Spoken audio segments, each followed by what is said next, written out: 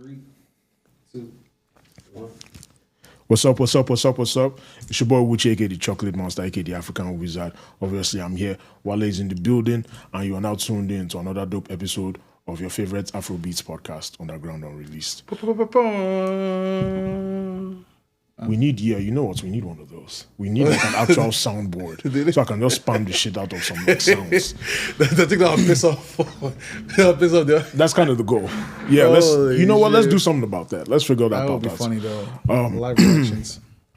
We're doing things a little differently this time. Usually I open with a classic song, but Wale decided he wanted to I have rights too. Mix shit up a little bit, throw a little fruit punch in the bowl.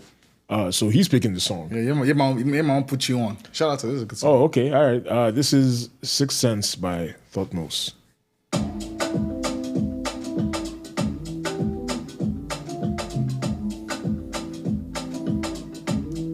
really like the beats.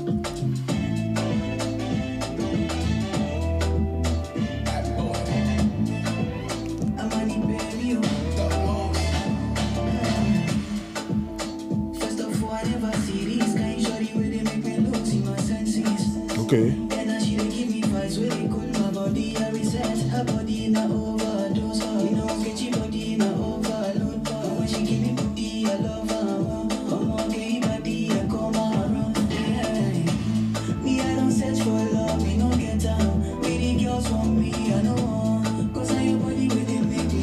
Straight banger, bro. That's right, I like it.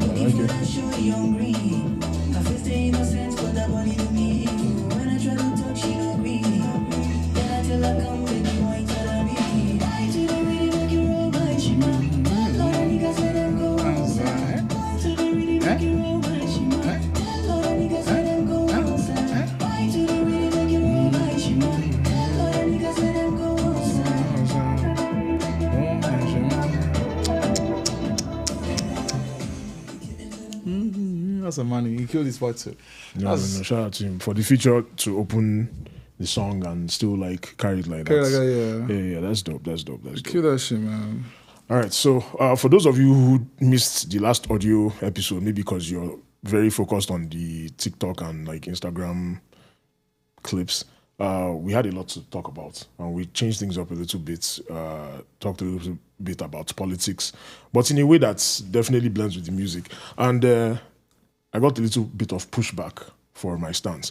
On the episode, I was advocating for a boycott of South African artists and music based on political happenings, the rise of xenophobia right now in South Africa, xenophobia against other Africans, African immigrants, non-South African immigrants in the country. I feel like Nigerian artists being at the forefront of the musical push on the continent should stop working with them. I feel like promoters should stop inviting South African DJs and artists into Lagos, because I feel like it's only right that if we as Nigerians cannot go to your country and do business and feel like we are safe, we can't even go and party and club. You shouldn't be able to have that luxury or that privilege when you come over. Now, in that stance, I am not advocating for jungle justice, revenge, or violence. I'm just saying, let's kind of match that energy a little bit in the most, I guess, legal, ethical way that we possibly can. Legal is fair. Especially when you think about the fact that, again, this is not something that is just affecting regular 9-to-5ers. This is something that has affected a celebrity DJ as well. We talked about DJ Big N, Maven Records DJ, who went to South Africa last year around December, January, was shot and his belongings were robbed. Like, we're talking like hundreds of thousands of dollars worth of property, and he almost died. Right, that's according to the doctor, not according to me. So when you look at things like that, that is my stance. As of this episode, that is still my stance.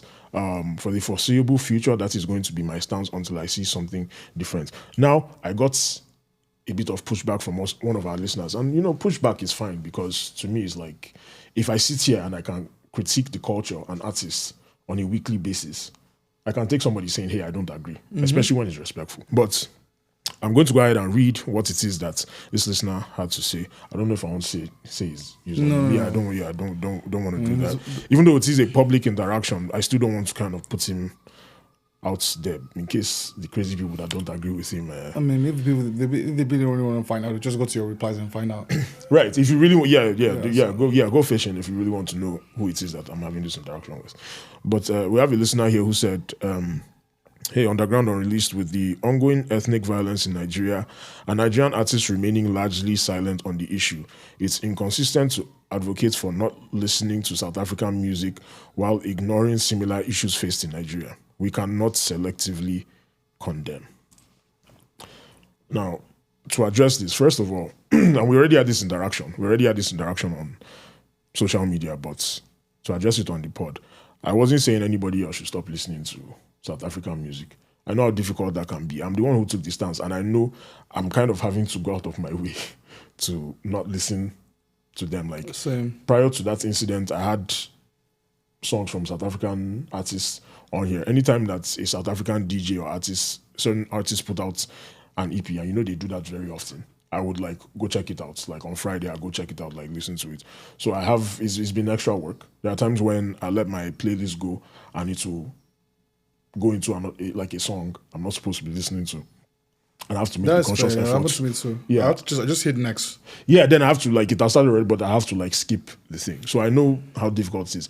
I'm not saying anybody else should do that. That is just a personal stance of mine, which is why I said I know it's just my one stream, right? I don't expect my listeners to completely stop listening to South African music. Again, it's a personal stance. Secondly, I just think it's ironic that we are in a world where, and this is no slight to you, by the way, we're in a world where it's like the perpetrators don't have to be consistent, right? They don't have to be principled in their approach. They don't have to be measured. But the people who say, hey, this is how we should respond to this, are the ones who now have to be measured, who have to appear consistent, right? Again, the point is not, I don't like the whataboutism kind of arguments where it's like, oh, you're saying you will not listen to South African artists, but what about the Nigerian artists that are not speaking on domestic issues? So are we saying that because Nigerian artists don't do that, which we also acknowledged on that episode, and we said it before, are we saying that because they don't speak on domestic issues that we cannot say anything about what's going on in South Africa? It's very different too. And it's very, very different. It's not the same at right? Now, the person I'm having this interaction with, he sent me a couple links to incidents or times where, like in 2019/2020, where South African celebrities said something about xenophobia, like say no to xenophobia. There was a YouTube video where Nasty C is speaking. I don't know. Do you want me to play? Should I play it? If you want to, you can find it in time. I have it open here, so I'll go ahead.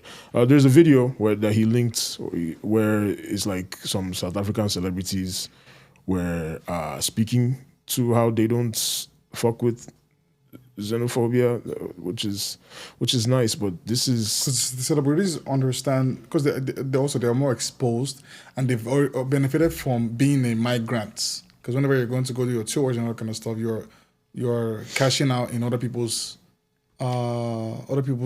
countries as well too. So they understand like why it's, and it's a risk or a threat to their own career as well, because because it has to do with money. But either way, what was Nazi saying? Looking at these videos, this is 2019 and disgusting, To think that 2019 September. It's more relevant now than it was then. I didn't actually think I would cry. It's such a deep emotional. Rest in peace to Ricky Rick. No longer be economical. What happened to him? He committed suicide a few years ago. Or at least we boasted would. It's horrible, and it has nothing to do with our culture. I don't understand how we can come from the same soil, how we can breathe the same air, look the same, have the same skin, the same flesh, and we still don't see each other as equals. And I am ashamed. I'm not even afraid to say that. I am ashamed. Okay. That was Nazi's. That was the heights of his career. Who was it sponsored by? This channel is called Black House Media. So I don't know if this is their own content, but this has 324 views and 5 likes. In the description, is there any link? I think No, there's no description. So maybe they took this video from a website or something. I'd like to think that. I don't know what this channel is about. They have a variety of videos. That's not the point. So they're probably just screen grabbing videos and maybe they on did. websites. It's possible. But again, it's 2026. Let me respond. 7 years later. Let me Almost respond 7 full to your years. friend when you're done. Yeah, only almost 7 years later, we're still having the same conversation. If they feel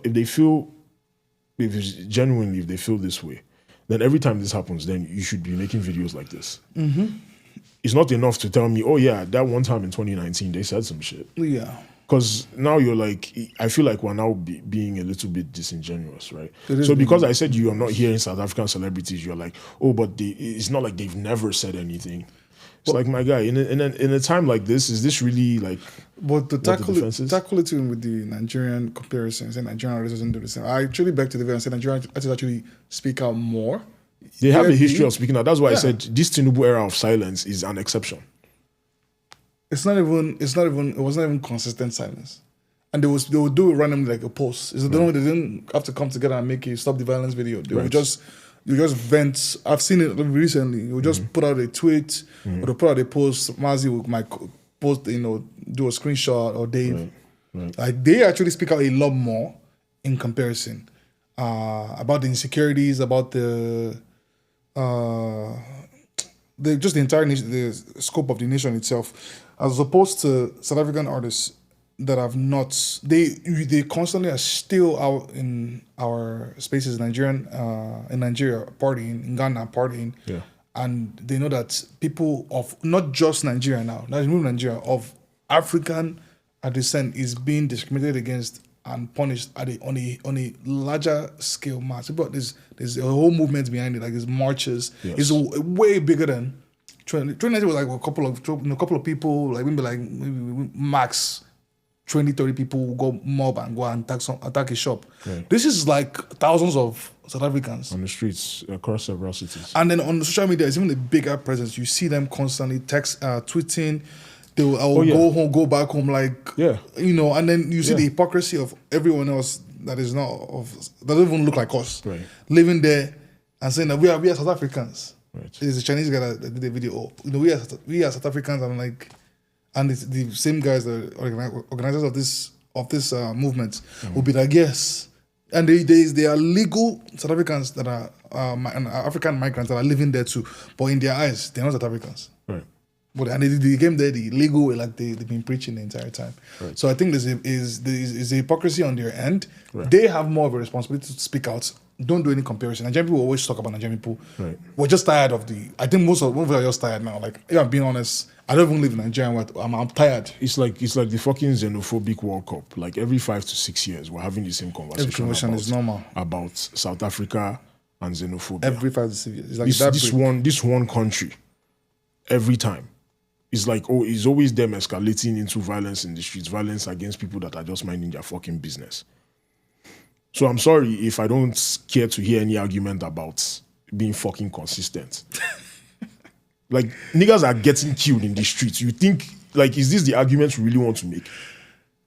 No, like, literal blood is being shed in the streets. Is this the arguments that we want to make? People that are left there, they are actually contributing Because, to your country. let me bust your head, there are worse ways to respond to this kind of violence. We are talking about South Africa, the country that is the youngest to really understand what it means to be a minority in your own fucking country. Still, the majority that You are a minority in your own fucking country.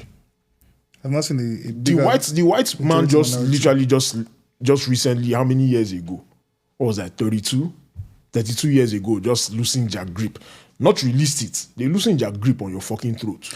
So you've experienced it the freshest. If there is anybody that should understand not to do this to their fellow Africans, their fellow black man, it should be you. The white man didn't listen to any group. They just gave up. Just a little bit. They surrendered public office, so the face changed to black. But people that control the country, the shadows is white as shit. All right. They did not. We talked about the fact that of the 8 to 10 richest South Africans or people in South Africa, only one of them is black. Like, let's be for fucking And they real. be bragging that shit too. They'd be like, oh, he's not richer than we have the richest person in the world. I'm like, that ain't good. Yeah, but who has the money in your country? Who has the money? That's not like But you brag. are going for people who are just really, and these people are not working any kind of middle class jobs for real. You're going after people that are just trying to survive just like you are. Immigrants in South Africa are like, what, 7% of the entire population? South Africa. Right? Like just immigrants, and then is the African immigrants that you're now targeting, saying that they are the ones stopping you from succeeding. They are the ones stopping you from making money. The mental slavery that the Dutch immigrants that came and controlled your country and called themselves Africans or whatever the fuck they call themselves, like the work that they have done on you is phenomenal. Because they don't have to lift another finger and do anything. You are doing the work for them. You have carried on from where they left off. At the end of the day, when you look at your legends and you think about the people that have died for your freedom, how do you think they would react to this if they were still alive? Is this what Nelson Mandela fought for? Apparently, Nelson Mandela sold out South Africa. He didn't actually fight.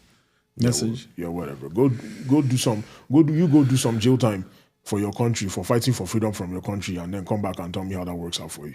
And then, well, I just feel like if you have the opportunity to stand up the same way that these people have, and you've not done that, there's only so much criticism you can dish out to people that have fought for something and have been punished for it.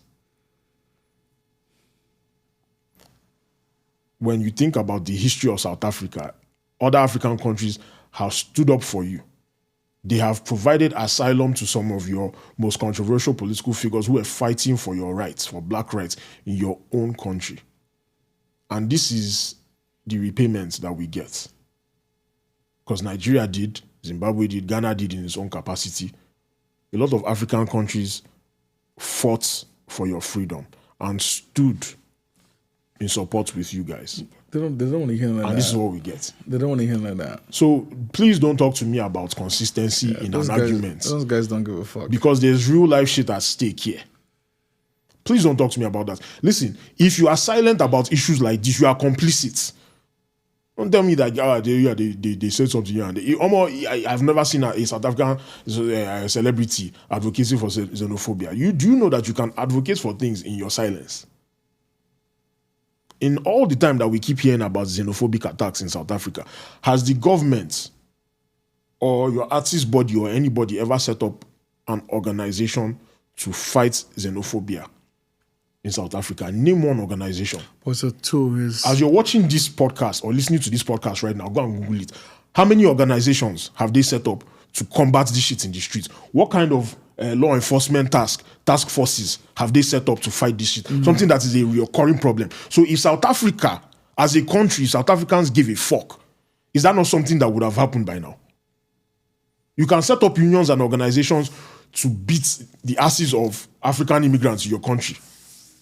So clearly, when you feel like something matters to you, you know how to set up and join hands and make it official. But people keep dying. People keep being shot. People keep having their property and their business and their livelihoods destroyed. And yet, we have not seen anything happen. Africans are fighting back though. There's more of a unification. If you watch more videos, they're always in huddles. And then whenever they come, they want to get picked on. They all like... Right. Yeah. But I'm talking about South Africa itself. As a nation, the country uses... What have you done to protect... It's like you asking, what has Nigerian done to combat tribalism? That's the equivalence. When there's a tool that they use to actively sow that confusion and divide. You know, if the masses is focused on these people as the root of their problem, that's when they can get away with shit. Yeah, absolutely. 1,000%. So they're not going to address that. 1,000%. They're not going to address that. 1,000%. And they're not. They're not going to address that. And they're not. This is being used. And then the people who are being used are also not really doing it. They're actually idiots. So there we go. There is your consistency right there. See, there's your consistency right there. Let's not. And that is all I have to say. I just feel like I needed to address this. And my guy, I'm very passionate about this topic, as you can tell. So this is nothing against you. This is just, I feel very strongly about it. So all of this, I hope, as you're listening, that you're taking it in the respectful manner in which I mean it. Thank you for listening. Thank you for even airing your opinion on this. Again, I never mind pushback, and you're respectful with it. Anybody who disagrees with anything I have to say, please feel free to send an email. You said you were going to send an email, and I never got one. Maybe by the next episode you would have sent one, and we can talk about whatever concerns or just things that you want to air out on the pod. Okay. Yeah. When it comes to I gave up South Africa a long time ago. Well, I said it on the last two ones that we've had a concern about South Africa. I don't think we should be. We just said we are addressing the current problems that goes with it. Right. Your friend, I'm like, I like that you want to have a kind of equation, but like you as a person, if someone is offing your people for no reason, right, other than jealousy and Hate. manufactured, Hatred. manufactured whatever reasons, I guess, with the drug thing, trying to You say blanket your everybody's a drug everyone dealer. in Nigeria is drug dealer. Everyone in Nigeria is this. Everyone, bro, I'm dead ass. Like, once you go into the rabbit hole to see how they talk about us, yourself, you would not be standing here to be entertaining them. So, I lost interest after a while. Like, because it's like you're talking to a brick wall. They don't care. Right. They don't care about none of that. Right. All I said, they don't care about none of that. So us calling them out about not speaking out, because those artists are benefiting from us, is something that was a big deal.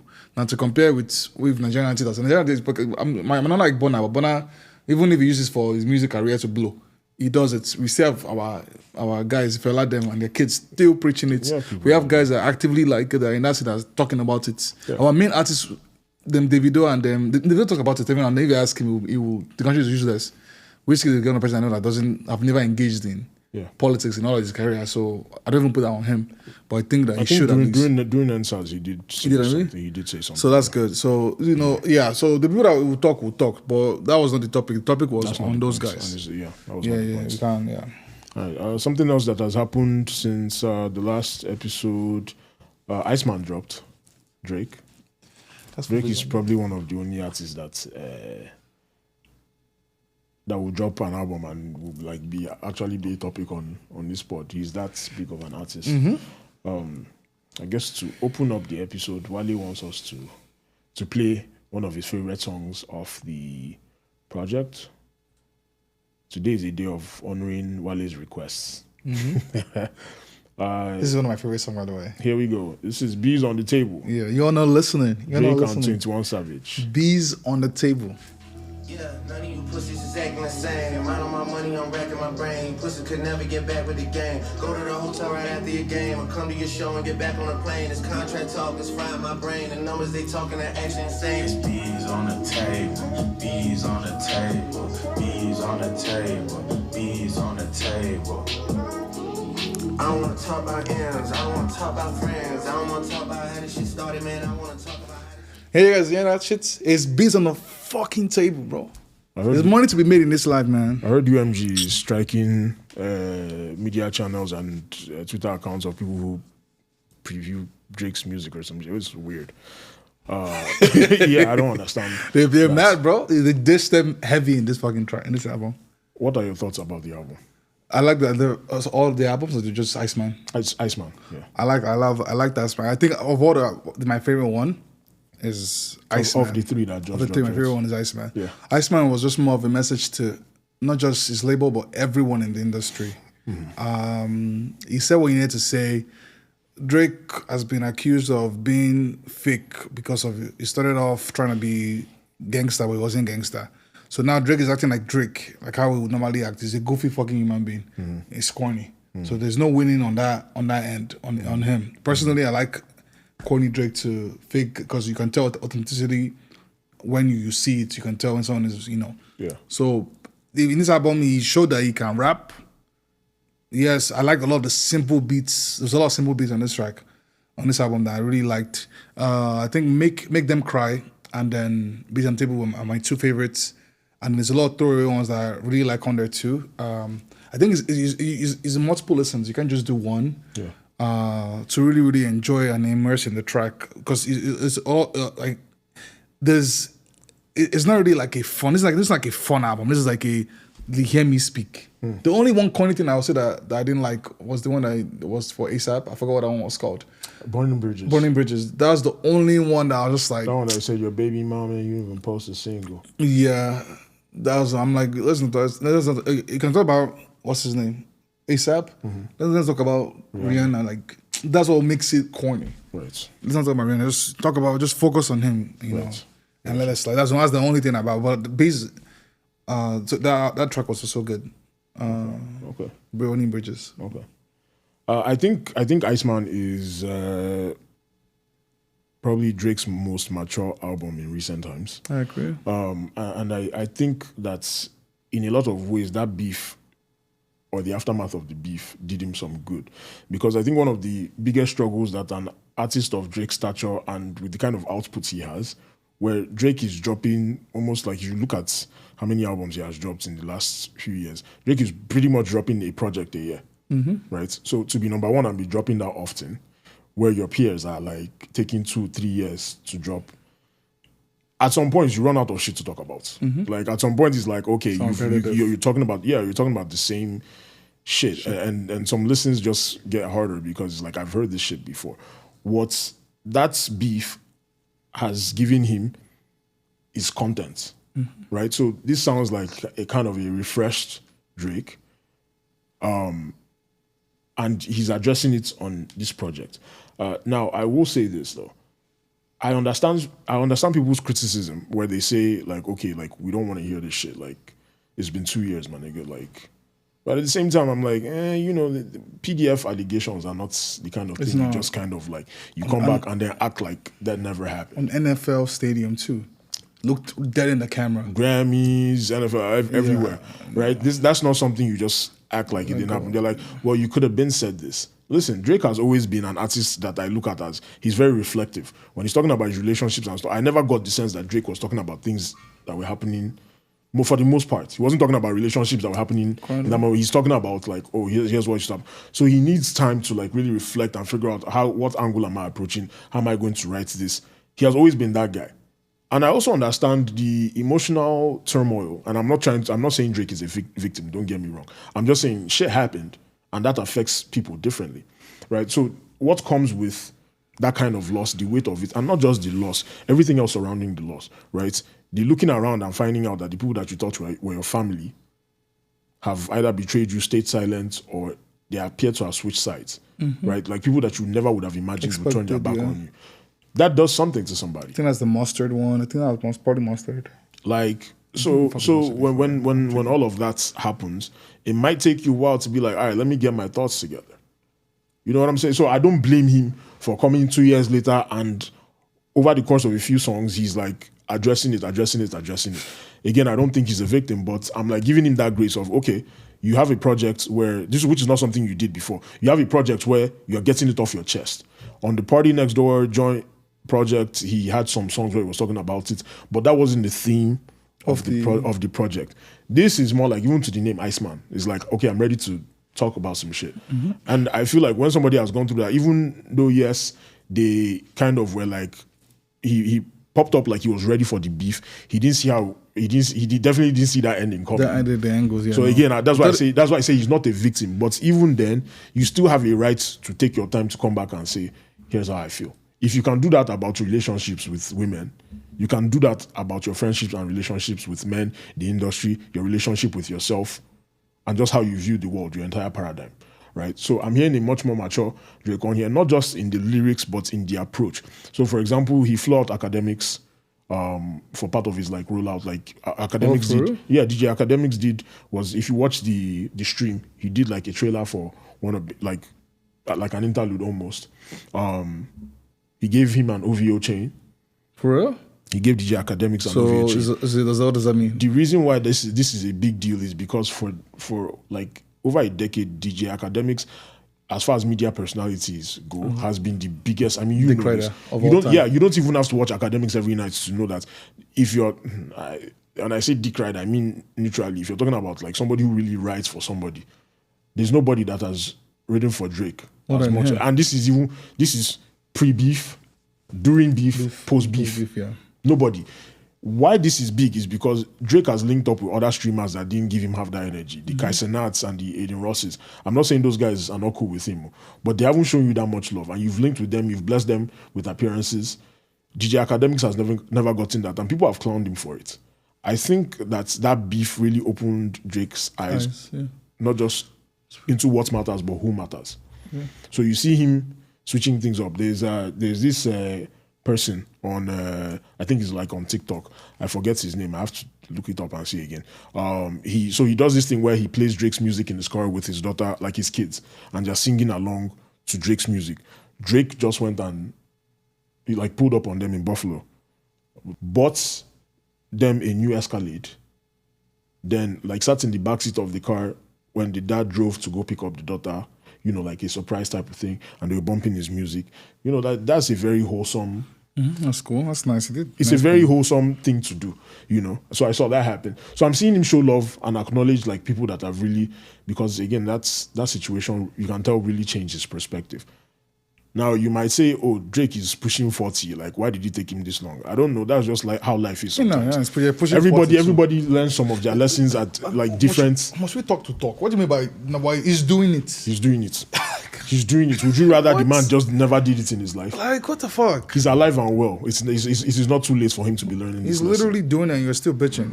Yeah, right. Like, I'm sorry, like you learned that lesson earlier in your life. That's great. That doesn't mean that he can't at 40 years old. And the difference between this project and other ones is because you can tell before in the past, Drake is addressing maybe betrayal on a smaller scale, or he's addressing betrayal in more of a paranoid manner. This shit like is his worst nightmare coming to life. Like as a man, imagine finding out like at your worst moments that the people that you thought you can rely on, the people that have been there for all the good times and have benefited from you, don't say a word. The DJ Khaleds who have benefited from dick riding the fuck out of Drake and using Drake features to continuously collect advances from the label to build an album around. Like Rick Ross? Yes, but let's talk about Khaled, because Khaled has benefited the most out of every other artist. He has benefited, probably more than artists that Drake has signed himself. Khaled has benefited the most. And then when we were kicking these niggas back in, you were nowhere to be found. Apparently, Khaled never called him during the entire time that beef happened. Yeah, the first time he now heard from Khaled was when Khaled did that announcement, oh, I have 2 Drake songs on the album. That was when Drake went in the comments and was like, must be Drake Bell. Like I can only imagine what it feels like to see this kind of thing. And I'm glad that he has bars for DJ Khaled on this project, because it's important to call out people like users, opportunists like that. T-Pain has called out DJ Khaled in an interview before, I think with Shannon Sharp. He has called out DJ Khaled before and said, like, these niggas will I'm your brother you to death. But when it's time to repay the favor, when it's time for them to show up for you the same way you've been showing up for them, if they feel like, oh, this guy can't give me anything anymore at this point in time, they just kind of like leave you alone. We can talk about Rick Ross, who has also benefited from Drake features. So I'm listening to you, bro. Right? Like, there we go. And Rick Ross, who is like, he's so flip-floppy. Just last week or 2 weeks ago, he did an interview where I was like, oh, Drake, I don't have any hits in my heart for you. I want to see you win, da-da-da-da. Then Drake dropped the album and obviously had bars for him. Then all of a sudden, he just went back to being hitting again, like went right to it. Which tells me that shit you said was not sincere. It was not. There was like verses. Remove the. It's like with the Drake part. Like, bro, nobody cares, man. Your album is supposed to drop in June, July, and every interview you go to, you cannot escape people asking you about Drake. Yeah. But that tells you everything you need to know. Actually, probably pissing him off. So it probably is. It probably is. I like Rick Ross. So that's the funny thing about it. Rick Ross, you're just really showing your ass. You're being super corny. And Rick Ross has a tour that he's trying to promote right now. And like, if you go and look at all the seats, even the one that he's supposed to have next week, people are not really buying tickets. But it's not even like really a Rick Ross thing. It's more of an industry thing, right? Apparently, people are finding it hard to sell concert tickets. There's that part too. Well. But if you're Rick Ross and you're popping all this shit and acting like you're bigger than Drake or something, or you're better than him, I approve it. I mean, when you said that we can't play Drake's part, of course I don't want to show up. The fuck? I'm gonna be there and you fucking mutes. Like, be for fucking real. So that's what I appreciate about this project. I feel like though it seems like to me there are a lot of like throwaways on this project. Yeah. I wish that wasn't the case. But I want to imagine that maybe according to his UMG contract, he has to fulfill a certain like. There are some contracts where it's like if you're going to what qualifies as a project has to meet a certain time standard, right? So it's like you can't You can't put out like he does it. It's like if you put out the project and it's less than an hour, then it doesn't count towards your project obligations. You get what I'm saying? So that's what I want to believe, that he threw a bunch of other songs on here just to make it. Because if you look at it, the runtime of the album is an hour and 8 minutes. I look at this album and I'm like, you could have given me like 7 of them things on here, and I'll be good. And it would have been a different conversation around it too. Like, oh shit, this is like crazy ass. Yeah. You know what I'm saying? Like the fact that he dropped 3 albums, I can see how he's trying to get out of his contract. He's trying to be independent. We'll have a conversation about what that could potentially mean for the industry and how artists approach relationships with labels. So I get it for what it is, but I also understand some of the criticism. But at the same time, I'm like, I feel like some of you are expecting too much from Drake. Yeah, too much. This nigga's been like in the game, like what, Dante, like what, 16 years or so? Yeah. At some point, you're not going to sound the same. Imagine if Jay-Z had to be fucking dropping every year. Yeah.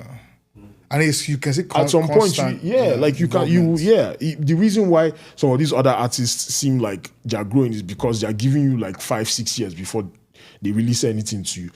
The Andre 3000s, when they hop on a verse, is special because, oh shit, the last album we got was a flute album. Mm-hmm. Like, I really want to hear what you have to say. Because they're not gassed out, because, they're conserving their energy. Drake is number 1 because of his output. Not just because of his output, but he's dope. Or at least started off dope. But part of being number 1 is the output. Not just output for yourself, but hopping on features, putting other people on. That's what he does best. So I'm like, what were you really expecting?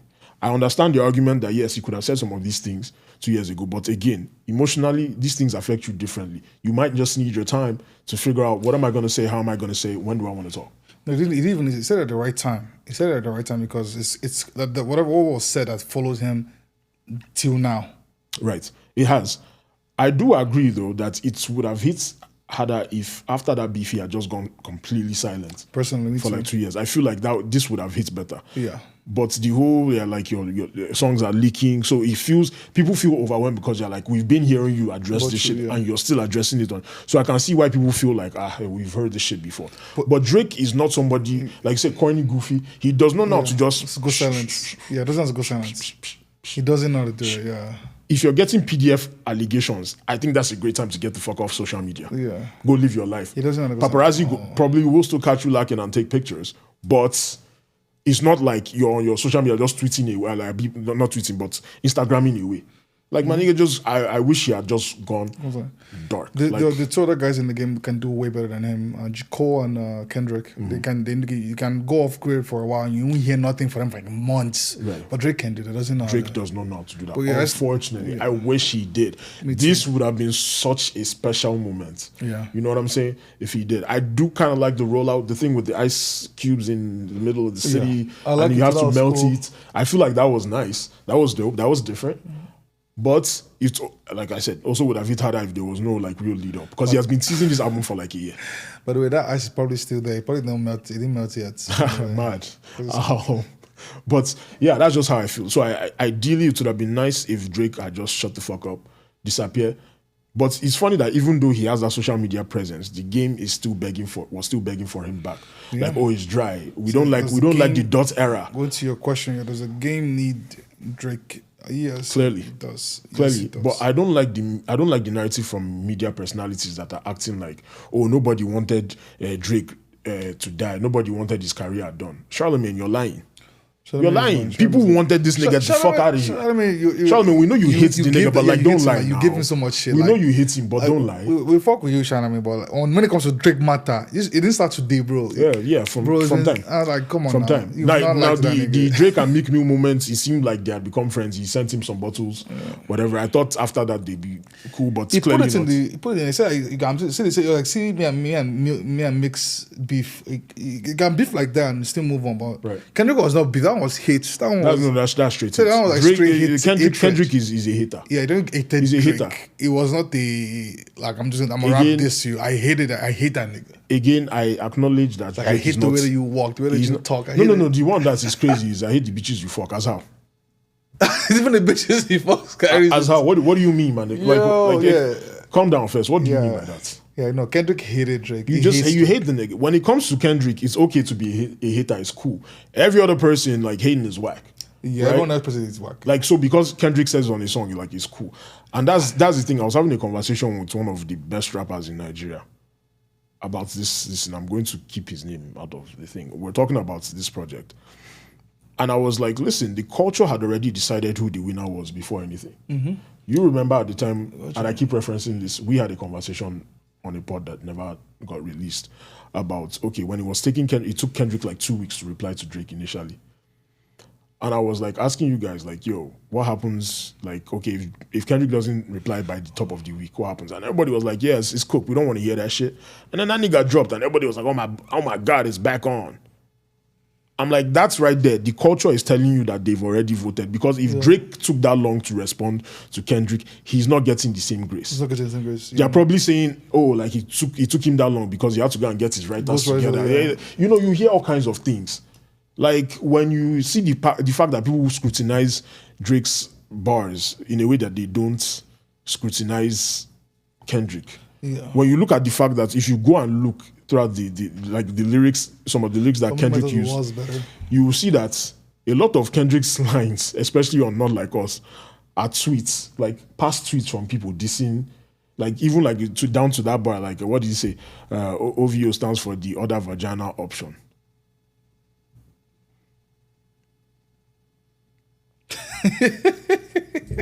You know what I'm saying? Like if Drake said some shit like that, like people niggas be like, "What the fuck are you talking about?"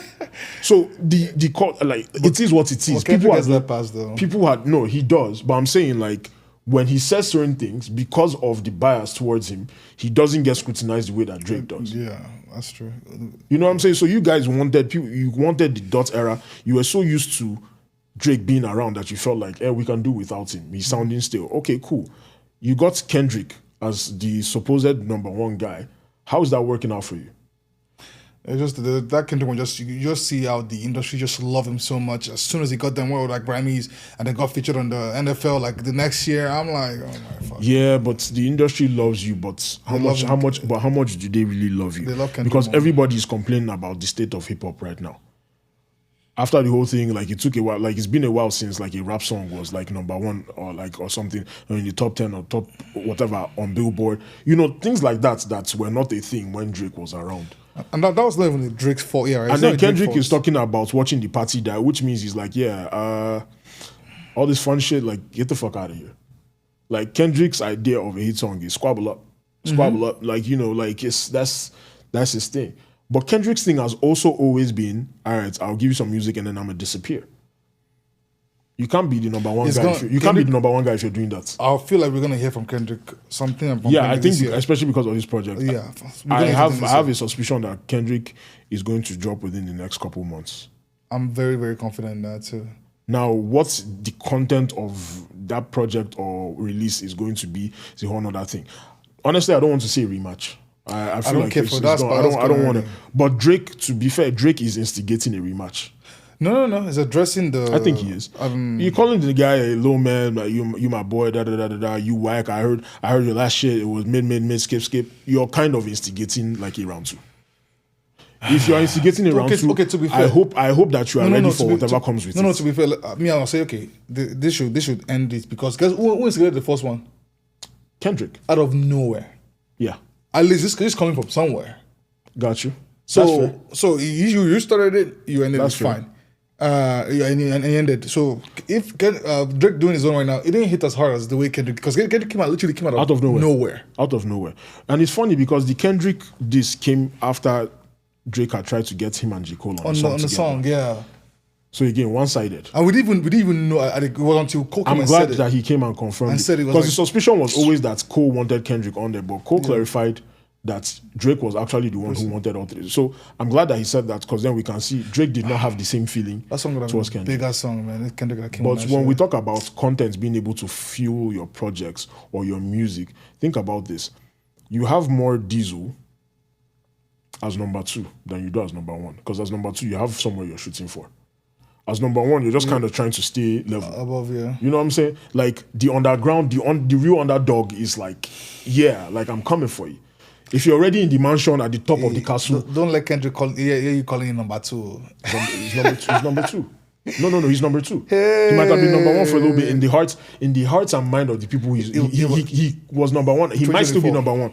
Numbers wise, no, because Drake has still dominated. Yeah, it's every year since since then on streaming platforms. Drake has still dominated. So you're the number 2 guy. That's why you're so angry. If you're number 1, why are you mad at? If let's say Kendrick is truly number 1, why do you hate number 2 so much? He's beneath you, right? Exactly. That's because Drake really, in reality, is number 1. He is number 1. No one is arguing that. So I understand some of the criticism, other parts of the criticism. I'm like, no, you guys are doing too much and expecting too much from this nigga, man. Yeah. Like, I understand. Is this his best work? Fuck no. Is this his worst album? Fuck no. It's not his worst project. Very unrealistic. I understand he's number 1, so maybe you hold him to different standards. But be realistic in your expectations. They don't hold him to a different standard. That's the thing. They just want to. They want him out of here, right? They want to clown him like is envy, there's everything. The industry guys will first push out the narrative. It's corny, this is that. And then the fans will now, I didn't listen to him. So what the fuck? Yeah. So if I were to rate this on a scale of 1 to 10, smooth, let me say like a 6. Maybe give it a 7. Maybe a 7 on a good day. I would say it's 6 because it's just because of all the fluff. Like when I'm listening to it from the top, they're like, there's a good 6 or 7. I don't like Run to Atlanta. If you're linking up with Metro and Future again, it should be a bigger moment. It shouldn't be whatever the fuck this is. Metro was on there? I think Metro did the production on this shit. Look it up. Metro? I think it was Metro production. Look it up. So they're cool. So then Future probably like ashed it out? Yeah, it was like a buy one get one free type what was of it called? conciliation. Run to Atlanta. Run to Atlanta. I want to know if I'm off on that. Who produced Producer. It's the big co-produced by 9J, Des Wright, Jack Lomastro, I can't pronounce his one, Messiah, Smash David, Skip on the Beat Wheezy, and Southside. No, I don't think Metro. No Metro? Okay. I mean, apparently he fucked Metro's girl, so I don't think Metro. I don't know what that's about. Okay, but Future is on this. I don't know why I heard that Metro has involvement on this thing. This is probably what they thought is Jack Low Maestro or Mostro. What's that?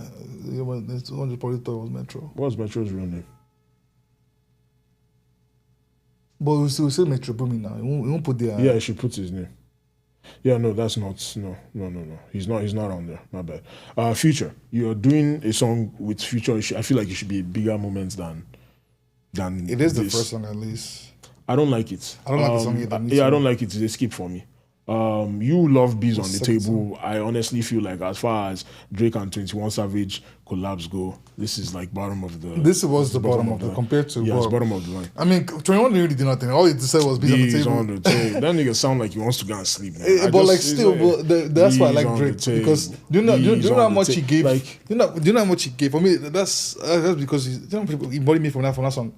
But me, listen. I understand why this song is here because Drake is rewarding the people that stood by him. That's what I see as. So I appreciate it. I want to hear the story of how him and Future linked up again because from the outside looking in, I'm like, how the fuck does this nigga get a pass? This is what I got from me. I think when the beef was happening, I think just because Future's that one guy, like, hey, we need a verse. You just come and do the verse and then dip. I think that's what happened. He just came and did the verse on that shit and then like dip and actually it was in Kendrick. Yeah, because you on the shit. I don't think he knew where I'm like that instigated the beef, and then you're on the project again where like this producer has gone and gotten all my ops. Wait, was he in the video? Was featured in the video? I never watched the video. Was it even a video? I don't know. Like that has a video, right? I don't know. I don't remember watching that shit. He does. I haven't seen it either. I haven't seen it. If it has one, I don't know. But you're on the project with, I mean, I know you and Metro have a relationship, but Metro went and got the Avengers of all my haters, like the Avengers union of all my haters, and put out a project. There's no video. There's no video, right? Let me click this. It's my. There's probably. There's no video. It's just a picture. Okay, there's no video. Thank you. It's just a picture, yeah. Yeah, but still, it's like I want to know what's. And that's the bad part about these niggas not really giving interviews. I want to know what happened there.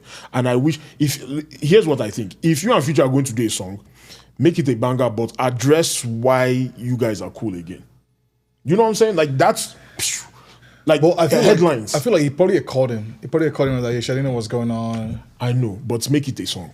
Or if the first time we see you and Future together again is like, I think What a Time to Be Alive, the first one dropped in like September like 2015 or something. Let's say September 2026. It's like, oh, surprise, maybe we only get like a week's heads up, like, oh yeah, this is dropping. Like, they both just drop artwork on their social media. They're like, oh shit, right? And then we get the project, and the first song, the intro is talking about, here's what happened, here's why we're cool again, and here's why we're going to continue working together. That's a bigger storyline. That's a bigger moment culturally. But when we get you and Future back again on a skip, I feel like it's like, come on, man. Like, on the skip, I feel like it's on a skip. It's on a skip. Like, I'm like, damn, like this could have. So execution wise, he could have done a lot of things better. Even if you're trying to meet a time fulfillment for your contractual obligations, you could have done this so much better.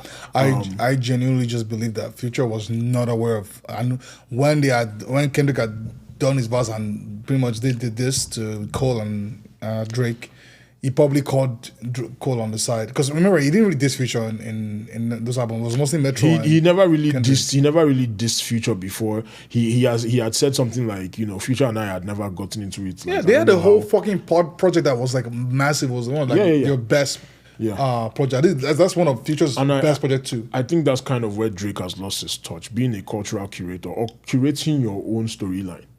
You know what I'm saying? If you're Lazarus resurrecting after death, like I need all the lights, the best stage. I need all the explosives. I need all that shit. You had 2 years. You know what I'm saying? I called the album Lazarus. That'd have been a fire ass title. What? Should I call the album Lazarus, right? Yeah. Wouldn't that have been fire if it was called Lazarus? That's the bit you died. You have to say, like, I mean, we know it. But he said it on here. He said, I died. Something I died, but darling, you resurrected me. Talking to a girl on one of these songs. I forget which one. On Janice, Shut the Fuck Up. He said that. It's like, okay, you're acknowledging that. Like on one of these songs, he said, I finally, like for a second, I finally understand how Meek Mill felt. He said that. I remember that part, you know what I'm saying? Like, even though it's a nasty bar, but like you're acknowledging that, nigga, you got murked. Matter of fact, his reply after Not Like That was him like saying, okay, I'm done with this. You know you got killed. So I wish this had been better curated, but it's out. It is what it is. It's done. We can't undo that. Now, if Drake drops another project and I'm still hearing the same shit about betrayal, I'm kind of like, all right, nigga. I agree. Nah, I've completely logged out. Before he did drop another project, he dropped 2 of them, and you didn't hear nothing about that. I'm sorry. That to me, that's you didn't hear nothing on that. That's the contract albums. Yeah, it's on Iceman. I gave you three. I gave you 3 for 1 so that I can get the fuck out of here. Now I want to see when I really start judging you a little bit more. I don't want to say harshly, but like I'll really be on that. Where it's like, what do you have for me after this? So now, if you're independent, let's just say Drake doesn't sign to a major for his next release. When nobody else is stopping you or limiting you or, as you say, trying to sabotage you, what are you doing? It's going to be big. It has to be. Now, if you're giving me more fluff too, on that one, I feel like it's going to be big. Then I'm like, because now you have no restrictions. You're working with equity firms that don't care. They just want you to generate. And I'm glad we're on the same page about the expectation. It should be much bigger than this. So do better. I heard out of pocket he paid for a lot of this shit, like the promo and everything, which is nice. He did some nice shit with it. But if you don't have the ideas, gather people around you on some creative shit and figure that shit out. To Billy, sure, you can do a lot more than that. Maybe. So I have expectations of the next one. At that point, no excuses. Yeah, Jay-Z will even hate him even more now. Jay-Z is definitely on Jay-Z's next verse. Jay-Z has some bars for him for sure. For sure, Jay-Z will hate him even more sure. Because I mean, what Jay-Z have going for him at least now as one of the biggest. Because now he's spelling it out. Yeah. I feel like when he said this, Janice, shut the fuck up. I feel like Janice is Jay-Z. That's just my suspicion. I think it's Jay-Z. There's no reason. Then this nigga has a bar about like I take 500K to dinner. Like that's nothing for me. Yeah. You know what that's referring to, right? Yeah. The Jay-Z, dinner with Jay-Z or 500K. Yeah. That's him saying like, Jay-Z, there's nothing you can tell me that will make me. I've had enough conversations with you and I didn't learn anything. But you told me, or you said that was my friend Chris. He said that Jay-Z did say that the best option is to take the 500K. Like, I said everything. No, Jay-Z. No, they interviewed Jay-Z. I said in my music, yeah. He was like, yeah. Jay-Z did say that. There. He did say take the 5. Yeah. Or when he said, you niggas go to Hove for a second opinion. Me, I stand 10 T's and go with the mission. He's like more blatantly saying, yeah, fuck you. I mean, when there's bees on the table, like I said. My thing is this, and this is why I keep saying, Drake, in a lot of ways, you're not a victim. I don't even think you're a victim in any way. No. Because if you're coming out like this, be prepared for the war. Because now you're no longer just dealing with Kendrick anymore. You're dealing with Jay-Z. But the difference is that then it was snake dissing. Or snake disses. Because unless you know what's going on, you wouldn't really know what he's saying. Yeah. But now he's blatantly saying it. Now he's saying fuck all that shit. And now Jay-Z can't act like he's not being dissed. No, like it's right there. Jay-Z don't like that. It's right there. So yeah, I know Jay-Z. Yeah. But yeah, there's been friction. I don't know if Jay-Z doesn't like him. I think Drake has gotten so big that it's kind of like, Jay-Z, you can't really fuck with me. Because Jay-Z has tried to get him at the Super Bowl twice before Kendrick got it. Has tried to get Drake? Drake declined twice. He declined the Super Bowl twice. He declined the Super Bowl. That's what I was going to say. Like, how can Kendrick go to the Super Bowl before Drake? Because Drake declined. Why? When Jay-Z, I think that's him trying to say, Jay-Z, I'm bigger than you in a way. That's another way in which you're not a victim. When you're raising your shoulders like that, which is fine, you can do that. Remember when Jay-Z launched Tidal, Drake refused to fuck with him for that. I went to Apple Music. Is it because of how Jay-Z felt? So how Drake felt with Wizzy and Jay-Z? Do you think got to do with like Wiz? I don't know. That part I don't. Because Wiz and I know they had a thing. They had a thing. But Drake made music with Jay-Z after that, so I don't think it's that music. But Lil Wayne and Jay-Z's feature on what was it? No, nothing was the same. It was after the whole Jay-Z versus Birdman Lil Wayne thing, no. Yeah, but like they kind of hushed it out. Yeah, so why? So that's what I'm saying. I think it's just, I don't know behind the scenes, but that's probably another one of those things where it's like, when you look at why people were anti-Drake, it might be one of those reasons that Drake himself will not acknowledge on the song. I've heard some criticism that Drake doesn't take accountability on this album, which is true, but I was not expecting that. My nigga, you just got called a pedophile. It's okay if you're not really, you know what I'm saying? It's okay if you're not trying to say, oh yeah, well, you know, I deserve some of that because I fuck niggas bitches. Like, I understand if you're not ready to do that. Plus, these rappers that's their thing. They also all fuck other people's bitches too. They all dip their taco in the same cheese. So like they double dip, triple dip. I think because Drake is actively fucking niggas bitches, as opposed to that's cool, but niggas, but the niggas who are on that side have done that to other niggas. Yeah. But Drake is better than all's fair in love and war. I mean, how do they say it? Because rappers brag the most about fucking their peers. Bitches, so when Drake does it to you, just take that. Just take that. It is what it is. And have you noticed that none of them have come out to say outrightly like it's because he fucked one of my women? Like Rick Ross, for example. When Rick Ross started dissing Drake at the time, he was like, oh, it's because Drake didn't clear a verse for French Montana. I'm like, but French Montana is not complaining. How do you get to carry that more than he? Because French Montana has not dissed Drake one single time. Not on socials, not in interviews, nothing. But you're claiming that. And then now, recently, they interviewed Rick Ross again and he was saying something like, Drake is moving for it. He was giving a whole other reason.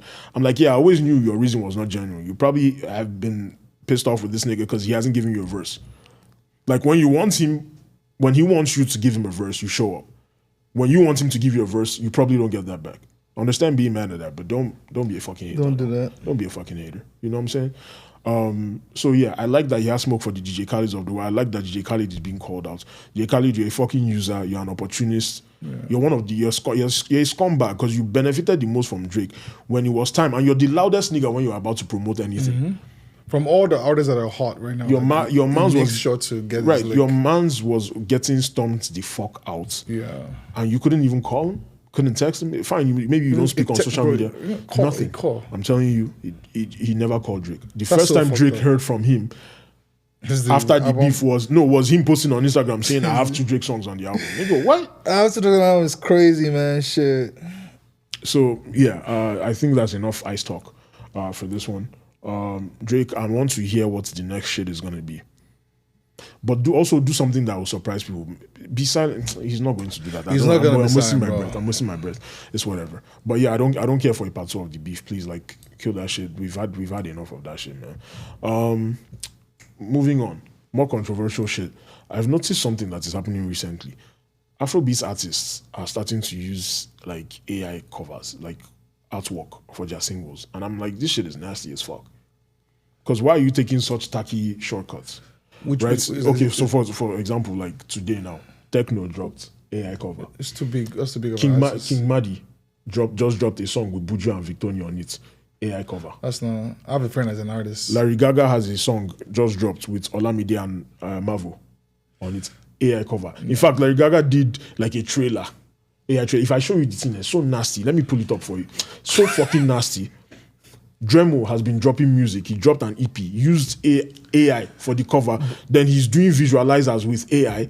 I'm like, the fuck is wrong with you? Okay, so I'm not gonna fully go on the strict strain. I would say the guys that actually have the bag in there, you all should be paying creators or guys to design. Even if they use AI, they can That's design crazy. around So when it. I said Dremo, That's you fair. now said the guys that have the bag. No. I was gonna say that's before. nasty. I was gonna say before. That's I was nasty. gonna, shut the fuck up, bro. What are you trying to say? I was gonna say before. Are you saying Dremo is broke? I never said Dremo. He can't afford to. Bro, I was gonna say before you said Dremo's name.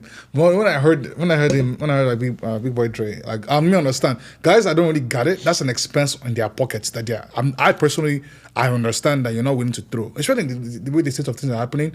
AI is a tool and it's an opportunity for them to be used, I guess, to follow their career. So yes, if you're a smaller guy or like you don't get it or like you got a budget properly in a sense and you use that, that's fine. Now, if Techno is using it, we got some big names on there. Buju them, like, come on now, you're making money. What are you doing? Like, then the Nigerian guys are talented that can do this stuff for you for cheap and you can afford it. Wait, you know. Check this out. This is the Larry Gaga trailer for his song with Olamide and Mavo. Some person just walking in the middle of Third Milan Bridge is some crazy ass shit right there. She like almost like a giant self. I need new music. I need a new jam to save the summer. There's Help no us, save fucking us. way. We need a summer jam.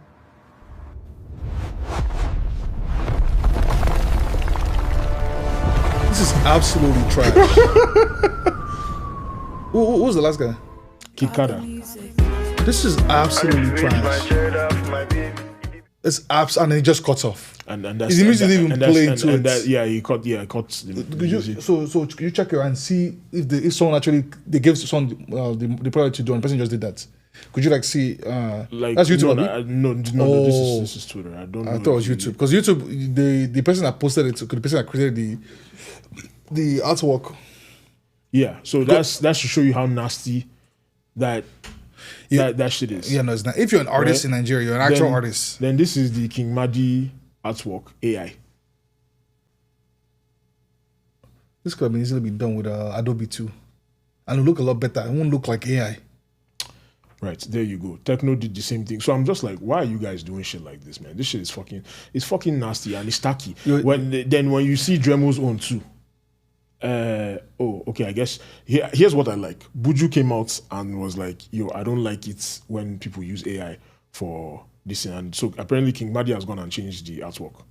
So they're not aware. So did you give someone a project? No, and but the person is it's not finessing them with AI? it's not Buju's song. He's featured on it. But they could have given it to an artist. That an artist is No, they could have shipping out. given it. Yeah, that's what I'm saying. That's why I'm like, you people have the budget to do this, right? Here's what he said. He said, I can't stand behind an AI cover, especially if it's terrible work. And it's funny he said that. He just said that, like a few hours ago. Before he put that tweet out, I was wondering to myself, like, how does Buju feel about this artwork? Because he probably doesn't appreciate that. You see the work he puts into that EP, that joint EP with SARS, with like photo shoots and everything, yeah, like and film. a stadium. You can tell that's somebody that cares about his packaging. If you look at his previous album artwork, like he cares about working with creatives and producing some dope shit. And I like that he came out and said this shit. Probably hit her up like, yo, might change that shit or take or we're taking the song down. Like I don't want to be associated with that this thing. I need more of this from artists. Shout out to him for doing that. I know people are trying to make this argument that AI has a place in music and it's the future and you can't fight it. And I beg to differ because human beings created the thing. You're talking about AI like say they came from Mars or some shit and they're invading Earth. Human beings created this shit and we should be able to police the fuck out of it. I've said on this podcast before that there is space for AI in music, but in certain ways, this other shit, this creative like laziness and stuff is just nasty. Like, so what are you doing with the money? You're telling me that your budget is so tight you can't pay somebody to do artwork for you? The most expensive is marketing now. So before AI, what were you going to do? What were you going to do? You can't have somebody take like a professional photographer. How much would they charge you to take a picture? There are a lot of guys that would do it and would do very well. There are even people that will do that cropped thing where they will take one picture of one person, one picture, and then join it together. That's better than this AI bullshit. Yeah. It's so tacky. Like, I'm like, why are you guys doing this? That video one, need to take that shit down. That shit is a monstrosity. Oh, yeah, you should see the one. So that we need Summer Jam. I'm like, what the fuck? No, man, that was terrible. You should see the one that's right, and it's like that one is also like so you couldn't find a model in Lagos to do an. You could even block that street for like what 2 seconds or something, and then recreate that in real time, and it will look better. And then you can make AI like the background for that explosion, but like the main thing itself could have been at least add some creativity to it. That was absolutely trash. Or when you look at, I think maybe has Dremo deleted some of. Okay, look at this Dremo visualizer. I don't like the bloody mic, but this makes it make sense of what he's trying to say. I don't mind this because he's using him. No. The other ones that he I actually don't mind that one. That one looks good. The other ones that I don't like it. I don't like it. I don't like it at all.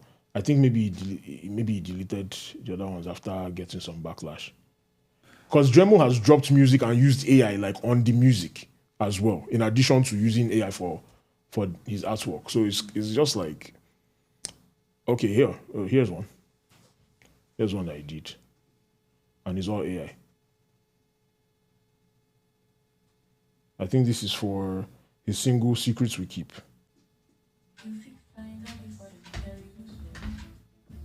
I like that I'm hearing more from him now.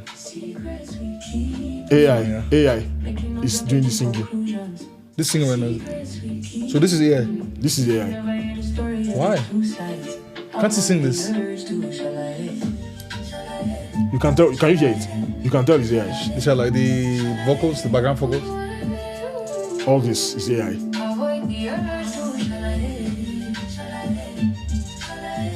It's not bad. Don't get me wrong. But I think like AI could be used as a model, also like a training kit. This is how I want it to sound. We create it. And then you do it. This whole visualizer is AI. Yes, yeah.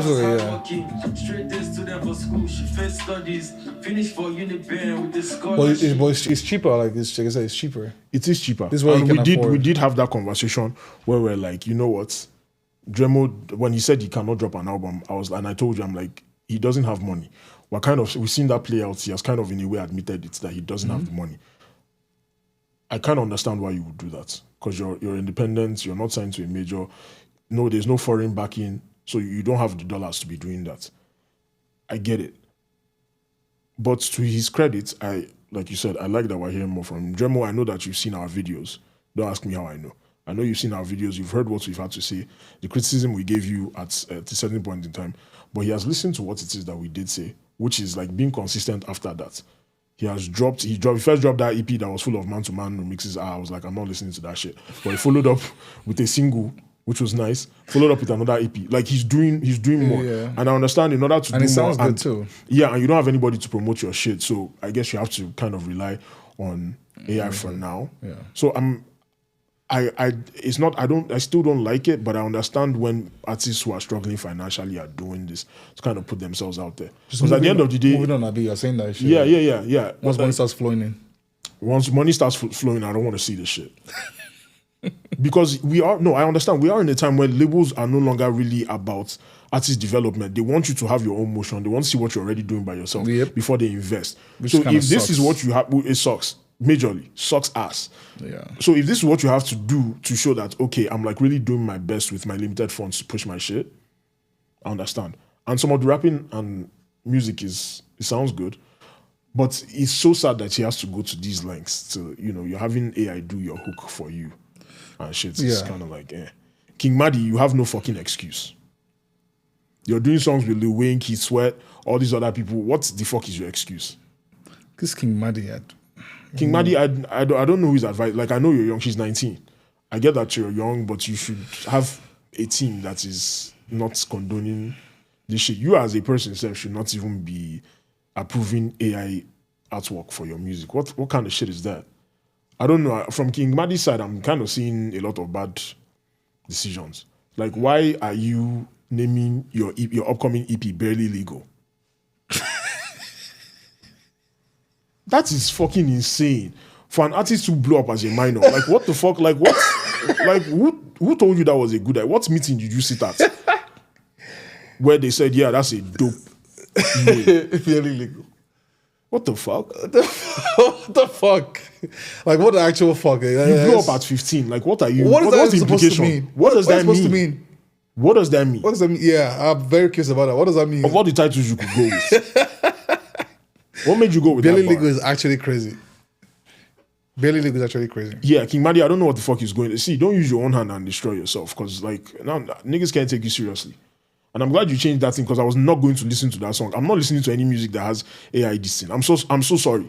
Now, if you're an underground artist, you're sending your music to me, I might give you an exception, because I understand times are hard, economy is fucked, and you're just trying to get ahead. But from artists like this, there's no excuse. Techno, you're supposed to be an OG. Yeah. What the fuck are you doing? Heavily Plus, the music sucks ass too. On top of that. I'll go listen to the techno one. I haven't heard that one. It's just sad all around. I don't like that shit. Yeah, like, stop. You guys should stop that shit. Like I understand, like you said, maybe you prompt AI to kind of help you kind of materialize an idea. Yeah. But don't just like fucking give. You know what I'm saying? Like I know what you're saying. Like the thing. Okay, so AI is supposed to be like your math tutor, right? Like guide you and teach you how to kind of help shape your destiny. But now you want the math tutor to be your fucking cook, to wash your clothes for you. In fact, you want the math tutor to show up to class on your behalf while you sit at home. That's the point that I want us to push out. Like you can use AI in this market, but it's how you use it. You don't have to. You don't use it. Let it do the work for you. You're still the artist. Like AI is supposed to be kind of like the lesson teacher. Yeah. That you prompt and say, okay, here's what I need help with. Here's where I'm weak. Okay, I'm not good with fractions. Help me out here. Like show me. And, show me, and then I'll take it from there. Yeah. That is what AI is supposed to be, not the thing that you're like. It's like AI is the thing that's supposed to save you time so that you can like wash your clothes. I feel like or do other things. But now you want AI to do the chores for you. I feel like the regulation should be, if it's AI used, you didn't create it, then that money is going to public funds. So every time they use AI for anything, I like that. Let's do something. It's going to public funds. Young lawyers listen public to the funds. Let's see what we could do with royalties. that. Let's see what we could do with that, because I don't. It's nasty. You guys need to stop. That's another boycott I'm doing. Yeah, if I see an AI cover, I'm out of here, nigga. Well, I'll put something in. I didn't tell you. I went out to. I was Sunny Gun this past Sunday, and you went to where? Sunny Gun, like Money Gun, but during the day it's called Sunny Gun. I didn't know about that. Huh? It's some spot. It's in Fulton Market. During it's the called day, what now? Sunny Gun, but at night it's called Money Gun. Wait, am I saying that wrong? Yeah, that's right. Yeah, so I just found this out because I was saying I'm into Money Gun. They were like, no, Sunny Gun. I'm like, bitch, I've been there before. It's Money Gun. They were like, no, during the day it's Sunny. I'm like, you know what? Nigga, fuck off. But I went to Sunny Gun apparently, and there's a lot of creators out there. Kevin White was there too. So Kevin Hart? Kevin White. He's a Chicago creator. Who's the White?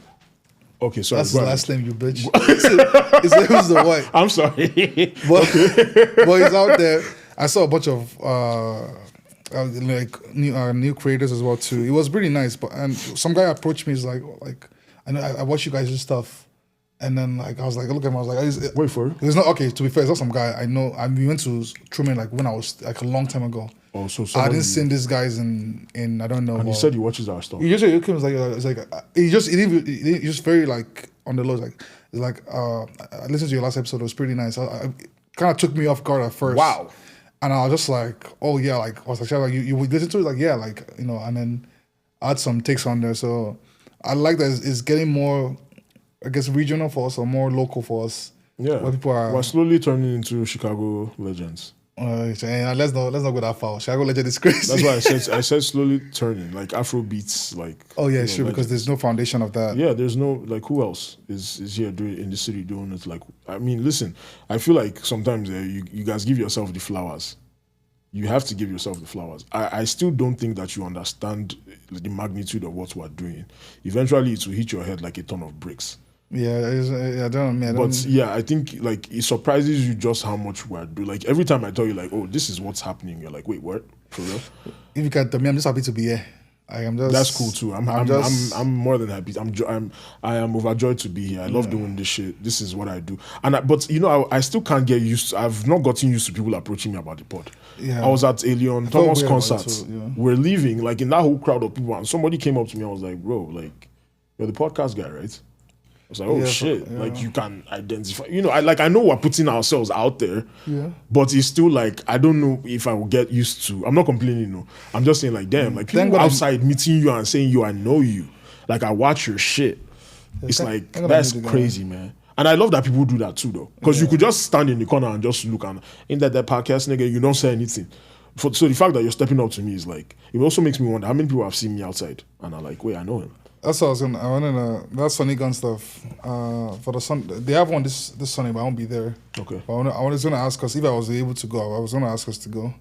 Well, when you're available, let's pull up on it. As always, I listen to music, my ears to the streets. So I was definitely there when DJ Tunes dropped his new song with Wizkid. Have you heard it? Mm-hmm. What kind of state of mind were you in when you heard it? Why did you pause though? Why did you pause? Holy shit. Shout out to that.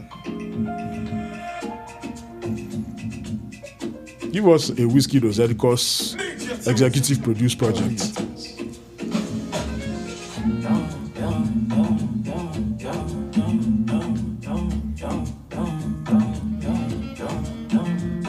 Instrumental. I think this was made a while ago.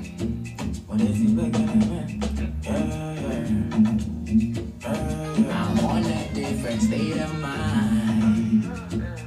In no good time, I know the guy.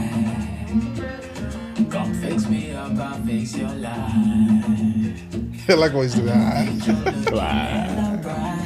You thought nigga was a high or drug as fucking this shit. I think it was high at least, for sure.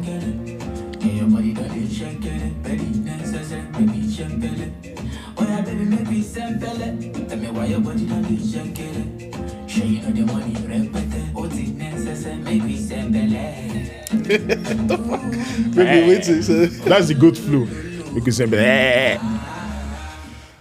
I think it's okay. I'm not on the chill. When it's time to warm out, I'm not on the chill vibe. But I like it for specific occasions. Hey, listen. When we did the EP review, and I said, "Hey, Wizkid, it doesn't sound like you're sitting up. Like you're too laid back." Again, I was collecting all kinds of insults, and now I'm seeing people like clowning him for the lyrics of this song, and I'm looking like, I'm like, okay, so what was I saying? This is the Jogodo flow of that EP. I think this, don't be for this every was recorded. Jogodo. So then you go, no. It's probably one of the songs that he and Ashake, because Ashake has background vocals on this song. It does. Yes. He has one. This is one of those like. I've not really. You didn't catch the Ashake. I didn't catch it. Yeah, no. Yeah, let me play it for you. I think this is one of the songs they might have done together. They recorded this last year for sure. It didn't make the cuts. They recorded it last year for sure. Probably last year, yeah. I want to find the Ashake parts for you. Come fix me up,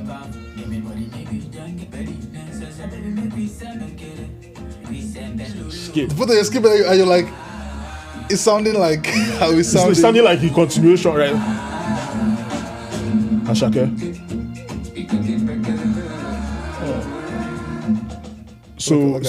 I think this is one of those songs where it was like they gave it to DJ Tunes as like hey, we never really, you can tell it's throwaway. So when I say it's okay. Maybe it's because I don't know what you niggas hate about me. Also, they gave it to Tunes. So now, yeah. They probably just give it to Tunes, like whatever. But like, again, I say it and then I'm getting crucified for saying like this nigga is not taking this shit seriously enough.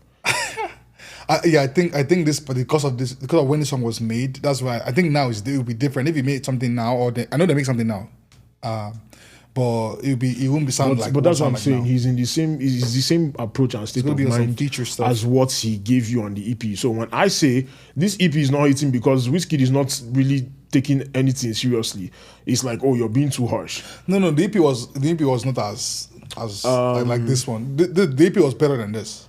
Oh yeah, make we just the kenkele. Give me body, make we jengede.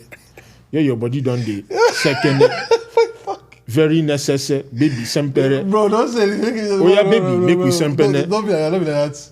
Tell me why Don't your be body. like that, Tell me why your body done the shake. Don't be like that, bro. Don't be like that. So Don't be you like know that. the money repete. What's necessary? Make we what? Sempere. He was on some high shit on this one for Alright, sure. okay. Every time this nigga does some mid shit, you guys always have a storyline for him. Right? No, but dead ass, like, come on. The nigga's rich, he's happy. Even the way the nigga smoke drugs. bro. Oh no, bro. you don't. Even the way he's singing this shit, you don't know. get it. You have to go into a submarine and go 11 leagues below the ocean to understand it. I am not defending. Have you listened to the song in the stadium? I am not defending these joints. Have you listened to the song while you're drowning in your bathtub? Because like it's a trying to make nigga like always has to go through all these like. You know what I'm saying? Like I need to be part of the circus in order to understand the song. That's exactly. But the shit is ass. It's just ass. I know ass when I smell it. Sharon, oh my fucking god.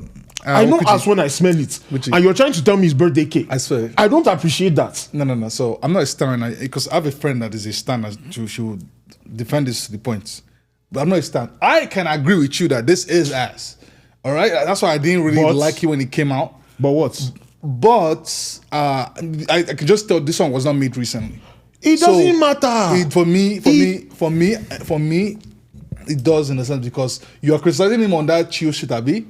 And I'm saying that like if you can be chill and still like put in effort with your rhymes. Yeah, this doesn't sound like this. Sounds like when I was recording Alaye. That's during that time when that album, that EP album. Okay, so why is it that when I pointed this out about the project, I got smoke for it? But this one was he's giving you the same era. He's giving you the same era. This one was a lot worse. It's the same principle. No. It's the same principle, but this was way worse of the music compared to that. So it needs to be this obvious for you guys to be able to say like, come on, this is how you got this. You bad. said it with your because own when mouth. he gives you some, you said it was a throwaway music. And he gave it to Tunes. He didn't even put out his own name.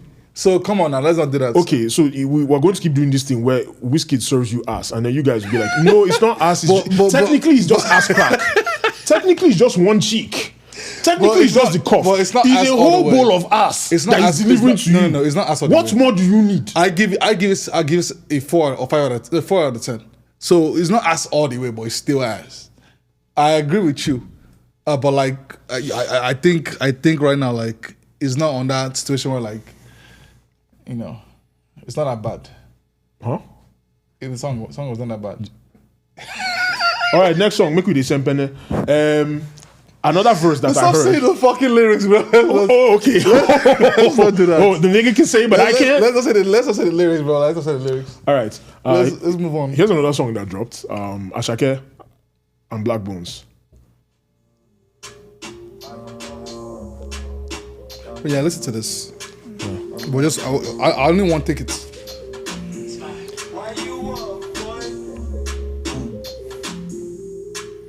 Fresh Prince of Bel-Air.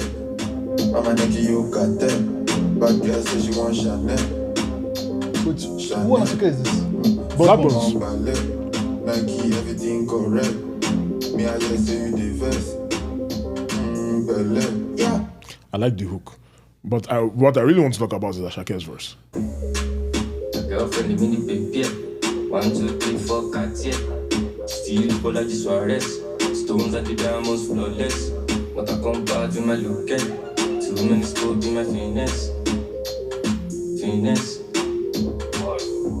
a polo. I know this side, yeah, polo. My swag doesn't cholo. Solo, polo. East, polo.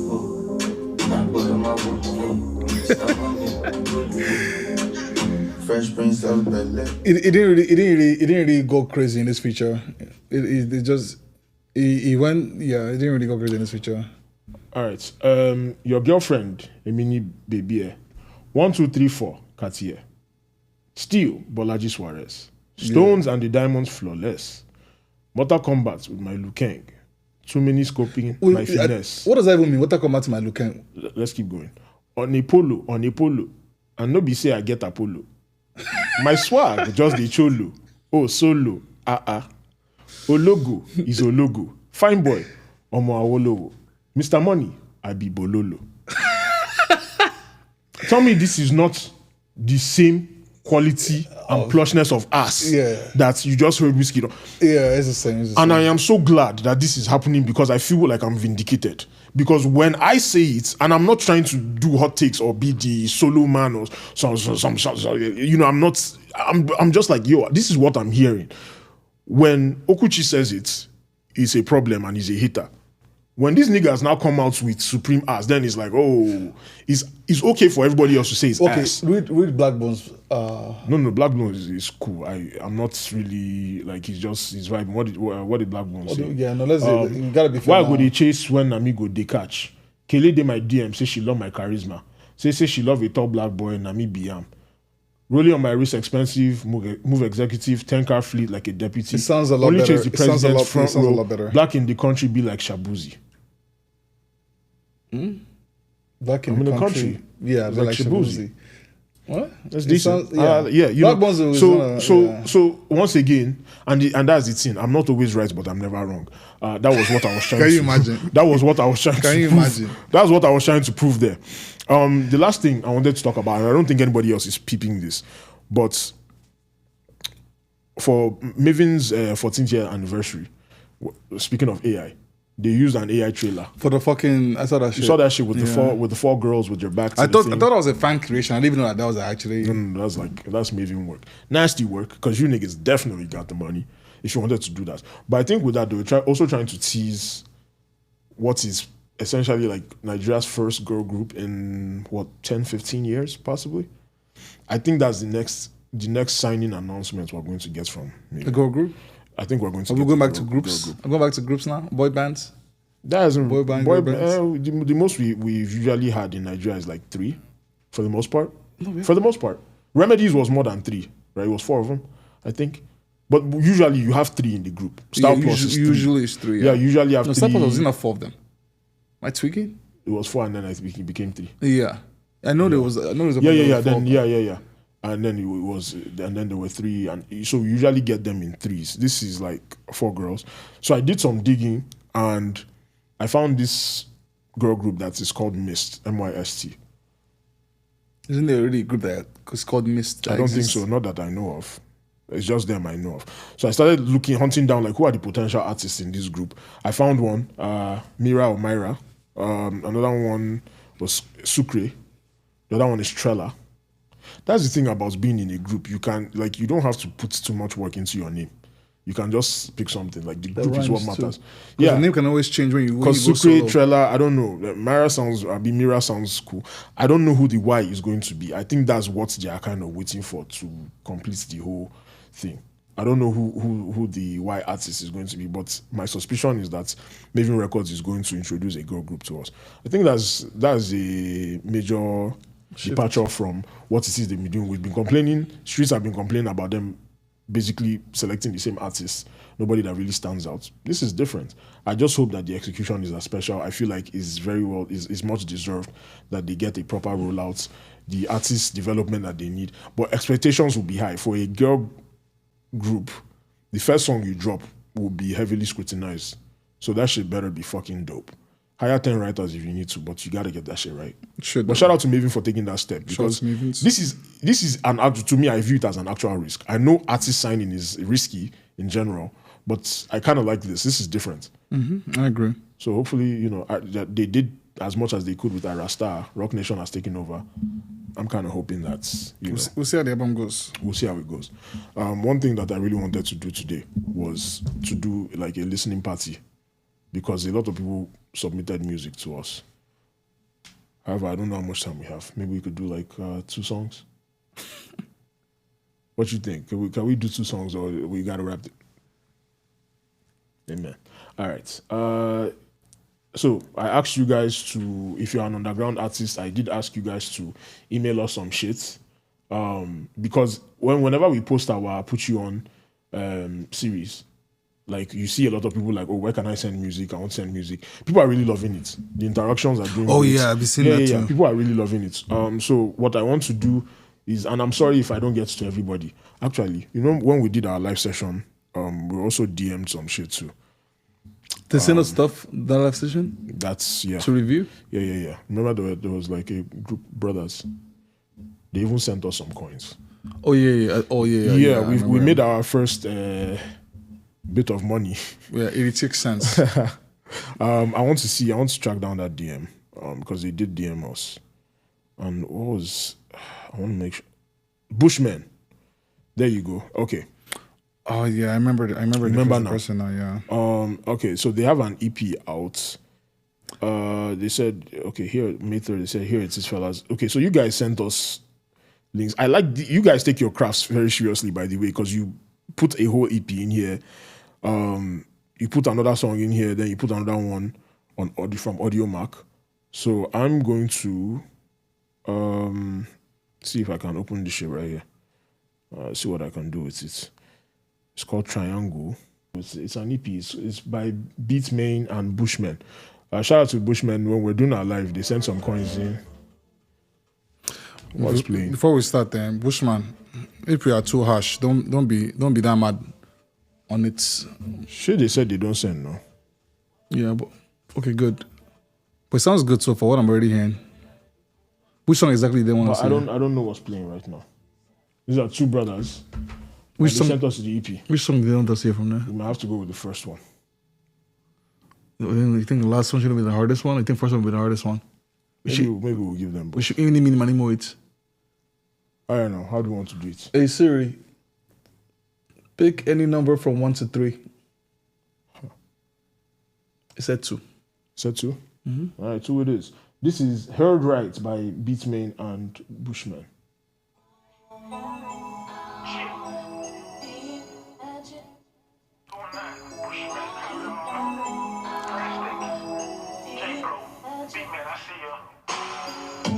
The dungeon with a team full of monsters. Cause every time I pen, heat my pad, you know I'm hitting Oscars. Just spitting that crack, the street itching like veins. And whoever said they on fire, boy, I'm throwing gasoline. I was in your perimeter, and all the points I'm sure to score. Just that you gon' get all that you asking for. My rounds are well seasoned, a chef see the apron. And I'm cooking, they thinking eggs and some bacon now. Who we have yet? Oh, it's Mr. John Doe, you did. And I'm deaf to all your silly combos. Like go ahead, sell a huckaboo to the spirals. Nigeria's my road, you know I can keep a bow and arrow. So after I listen to this one, like let me start. Yeah. Let me go with my instinct, which was number 1. Because that one is rap. That one is more rap. That's rap. I was expecting Afrobeat. Afrobeat too, yeah.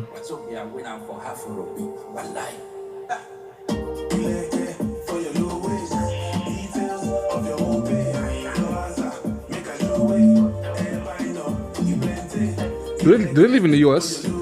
I don't know. Maybe. The production sounds like some from America, but they produced it.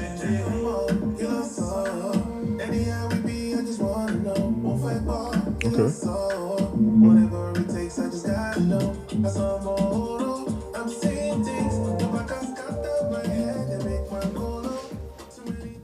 Okay, normally I would play the whole thing, but we're short on time. Thoughts? Well, I don't rely. You can't really sing like that. I'm not trying to be mean with that. So you can do like you can do your vocals as you're singing as vocals, background vocals, and you can sing Afrobeats, but you can't sing like sing. I can't explain what I'm saying because while you started off, you were like actually singing it, and I can hear that you're gonna really sing like that. So I'd avoid doing that for extended period of time. For vocals, it would be good because I feel like you have the voice to kind of mask it in the back. But you can sing rap because I just heard you rap, so I feel like you can sing rap, and that'll be a better flow for you. We didn't hear a lot of the whole song, so you probably could have done that. I think just going off for the first 30 seconds of the song, so I don't think it's bad. The production itself, hopefully hopefully you prove me wrong, but I think it's an American person that make it, or a British person that made it, not a Nigerian soil person, because he always misses something. It just sounds too simple or too easy. I can't explain it. It's probably hard, but it's missing flavor on there. So yeah, but you guys, you did a better job on the singing, so you can't take my mind off of it. The second one though, I like the second beat. The beat it sounded more like rap. Just if you're gonna be rapping like that, don't make some of the instrumentals as loud, so you can actually hear what you're saying, because you are trying to do bar. I want to hear you more than I want to hear the beats kind of empowering you. So that's the only thing about the second one now. Okay, that's nice. Honestly, I didn't really hear anything that would keep me on a song. The rap, listening to that rap song was kind of jarring. Like, I see what you're trying to do there, but it wasn't like, it's very super old school, kind of outdated style. It's like Mode 9 type rap. Respect to Mode 9, but like, if you're really trying to garner like a following, like you want people to listen to you, you might have to change your... Be like Marvel. Yeah, times have changed. You can rap. I'm not saying you can't rap, but I also can't tell if you're like Afrobeat artists or you're rappers. Yeah. Maybe you are one of those artists that doesn't want to be boxed in, which I respect, but you have, in order to not be boxed in, we need to know what your strengths are. Yeah. So if you're giving me an EP and it's only like 3 songs, and one song I'm hearing Afrobeat, and then the other one I'm hearing damn near like boom bap type of rap, I'm not really, if I'm a new listener, I'm not investing. Yeah, I'm moving on to the next. I'm moving on to the next artist if I'm hearing that. I also understand, again, limited resources. There are a lot of limitations when you are an upcoming act. So I understand maybe you don't get the best production, but I will say there are dope underground producers, some who are even selling their music online, that you can find. Like, take your time and find production that will fit what's like your strength. You know what I'm saying? Like, that's just how I feel about it. And figure out what you're best at and like double down on it. I feel like that's more important than showing that you guys are like jacks of all trades. And I know when it's 2 people, it's even a bit more complicated, because now you're talking about 2 different strengths. Take your time, really take your time and figure the music P out. I'm sorry I can't give you a more in-depth thing. I'll try and dedicate more time to this. So listen to probably, because we had a lot of topics. Yeah, like I want to be able to see that. But this is just my first listen, and I'm listening as a listener, not just as the podcast guy that you guys fuck with or that you guys sent money to on TikTok, which again, I appreciate it. Like, no matter how small it is, the contribution, just the fact that you're willing to... just the gesture itself means a lot. However, I cannot let that cloud my judgment. So can't let that be no, we can't be... Because the day that you can pay to have your music on this shit, it's like, it kind of loses its value. Yeah. You know what I'm saying? It loses value for sure. Now, you can pay me to review your music, that I can do. But you see, that's why I put you on is very different. If you pay me, you just lose money, bro. That's cool. Pay me, hey, if you pay people for consultation all the time, you can do that. Niggas are here having fake life coach degrees and they're collecting money. So I can take money for reviewing your shit. But yeah, as a first time listener, I'm not investing in the Bushmen based on what I just heard. We can definitely have a total different conversation about the direction, because you need guidance. I mean, you know us, you've heard us before, so you know how we talk. I don't even need to give you a disclaimer to say I don't want to hurt your feelings. You're coming to me for a reason, because you know that I say how I feel it, and I'm telling you that what you have out is not enough. You need to do more work. I think there are ingredients there, but you need to figure out what's the curry to your stew right now. What's the main thing? Yeah, if you don't produce your own stuff, if you guys are the ones that produce your stuff, pay someone else to do it. Yeah. If you guys don't produce it, work with different. Even if you've not figured out that vocal part, your production has to catch me, and neither the Afrobeat nor the rap. Beats. I mean, Dante, do you have thoughts about what you just heard? Advice for the artists that submitted music to us. I'll keep it light. Similar to what you guys said, it wasn't anything that I'm raving about off the top of my head. I think the ingredients, like, it wasn't terrible. Like, it's not the worst song I've ever heard. I think there's definitely a building block there. But like you said, I only got 3 minutes to understand how you rap, how you put music together, your approach to it. Yeah. That didn't do it initially. I wasn't just blown away. But that's hard to do. So that's very hard to do. The bar is hard. So. Right. But I'm not saying hang this music shit up though. But like you guys still have a long way to go. Yeah, don't hang it up. You have a long way to go. Still have chance. Okay, next one I'm going to play. Last one for today. Sorry to the rest of you, but we will get to it. I promise. Clinton Cliff, who has been in blowing up our DMs about responding. I knew I was going to save this one for the video. I guess his stage name is CDP. It almost sounds like CPD. CDP? CDP. Almost sounds like PDP too. Almost sounds like PDP. Which side are you on? All right. This is called Radar, and it's off his EP Anti-Feelings. Okay.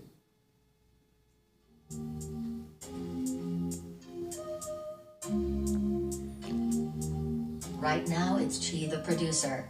When I ease up my tension, can I speak of affection?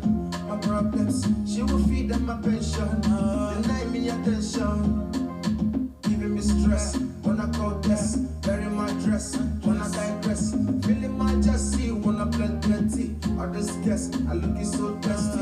It's not me, you're gonna juice up like that.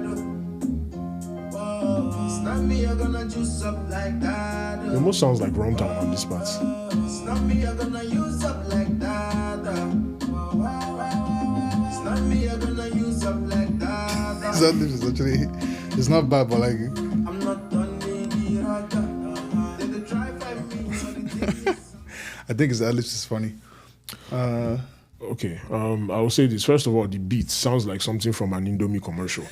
It's like the beat sounds like jingle music. Like it sounds like an Afrobeat jingle like thing. I don't. That is so bogus though. No. I'm just saying like I don't like the beat. Okay. I already don't like the beat.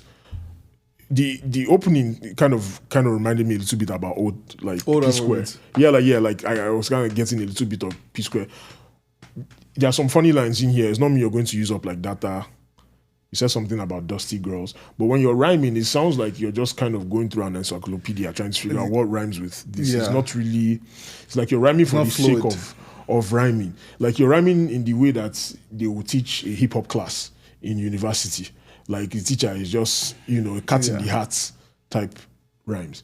So I need you to. I think the recurring theme here is that if you guys want to be noticed, right, you need to. There are no shortcuts. Essentially, don't just put out music for the sake of putting out music. You need to be more intentional. It does feel what like story that. are you telling? Like, are you just rhyming? Like, you just want to? If you're doing this shit for fun, that's cool. You can keep doing it for fun. You're not trying to go anywhere with it. But I'm guessing that if you're asking me to review your music, you want this to go somewhere. Okay. And I'm just saying, like, take your time and find producers. We're in the internet age. You might not have one in your hood or next door to you, but you can find one. And if you don't have the money, save up before you do it. Like, be intentional. If you're going to put out music, take your time. If you give a fuck about this, if it's your first, stuff. If you give a fuck about this shit, like, see, I would even rather that you give me an EP of covers where you're taking other people's beats and showing me that you can do better than them, or you can match their energy, than for you to come up with an original beat and it sounds like the biggest thing on the song, what it sounds like, I was gonna say, it's two things. Either your engineer is ass, or you probably did not engineer there was not that much engineering done. To be fair, again, how much money do you have to engineer anything? It doesn't sound well blended in. Like his background, his vocals sounds like it was his actual vocals. It didn't sound like it was supposed, like it was layered in the song.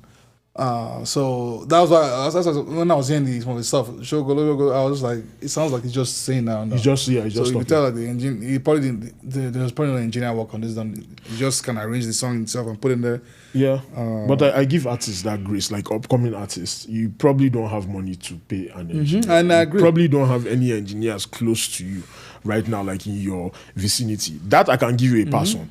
But a bad beat and like whack. I don't think the beat itself is the worst part of the song. I don't know. Maybe it's not the worst. But again, if we're talking about getting my attention, I think overall with the beats, with the way it sounds, give me rhymes, give me a stronger blend. Yeah. There might not be any protein on this plate, but the stew should be hit. Like, it should be sweet enough for me to overlook certain things. And I'm not hearing anything here that is keeping me and saying, okay, I can take this away. I don't really have a takeaway. The line is funny. It's not me you're going to use up like data, but as a hook. Go. It might, funny enough, it might get stuck in my head. It's not me you're gonna use up like data. We should play that as the outro song as we're going. Okay, yeah. Since I had to review 2 songs, I don't think I'm going to do any put you on thing. Wale did kind of put us on in the beginning of the episode, so we did things a little differently. Bees on the fucking table. Don't worry, next time I'll have that. I think, you know what I think, Dante? I think next episode we should do like a listening party with all like the music that people send to us and just like play it and we all like review it. Oh yeah. And then we'll talk about topics if we have time. I feel like that's a nice way to get back, right? Let's review. Let's review. Episode title, let's do it. Let's review. I like how Wale is stepping up. He's like, shut the fuck up. I just this time. No, you're in the groove. I fuck with it. I fuck with it. All right, with that, we wrap up another dope episode of Underground Unreleased. We'll catch you guys on the next one. Listen, hey, before I go, to all of you guys that would like 10 fucking clips in a row and not follow, what the fuck is up with that? That's crazy. Like, you clearly like the content. Why are you not following? Don't tell me that shit about when you follow, the algorithm doesn't. You keep taking it up. We have quality content there. If you enjoy the content that we're doing, follow us on TikTok, follow us on Instagram, follow us on Twitter at UnreleasedNG. Find us on Spotify and YouTube, Underground Unreleased. If when you watch, I'll put you on clips, you like the music you're hearing, don't just leave it as, oh, I like this, or send me the link. We tag the artists in there. And something I'm going to start doing is tagging the producers too. Those of you who are sending us music, when I tag a producer, better go and hit them up and find out how much you can pay for a beat. If you like the artists you're hearing, follow them, go and listen to their, I don't know, subscribe to them on Spotify, whatever the fuck you do, or YouTube Music. Show them love outside the comments. Like, proceed with that, because this is what we are about. So don't just consume good content and keep it or something. You're not doing us a favor. Even if you don't follow us, how about follow the artist? Because something that dope, talented artists need is that, what's the word I'm looking for? Reinforcement. That's, okay, I'm on the right path and I'm doing good. So the likes are cool, the comments are cool, but also show them some love and tell them how much you fuck with their music. With that, wrap up another dope episode of Underground Unreleased. We'll catch you guys on the next one. Make sure to go listen to our last audio episode, by the way. Audio only. It's called Pan-African Smoke. This coming up episode after this is going to be audio only. I'm saying this now so that when it's time for promo, I'll tell you it's video so that TikTok will not choke the shit out of the this. Yeah. So go listen to our new episode. Upcoming episode is audio only. It's dropped right now. We're talking about some dope shit, just like this. We out. Should I put that Jogolo Jogo as we're outro? That should have been funny as hell. That would have been funny as hell. Oh, as we're leaving,